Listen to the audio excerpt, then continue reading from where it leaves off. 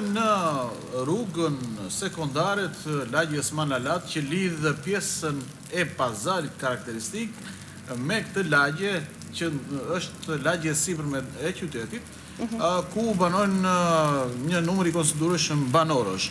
Janë izoluar banorët e 4 lagjeve: Manalati i parë, Manalati i dytë, Dunavat dhe Cfak. Pas krahut të mi është rruga që është bllokuar si pasojë e inerteve shtufore që kanë rënë nga pjesa e sipërme e Kodrës në pjesën e poshtme, duke bllokuar tërësisht rrugën, qarkullimin e automjeteve, qarkullimin e banorëve të kësaj zone. Shkarjet e dherave jo vetëm në këtë pjesë të Gjirokastrës, po dhe në zona të tjera.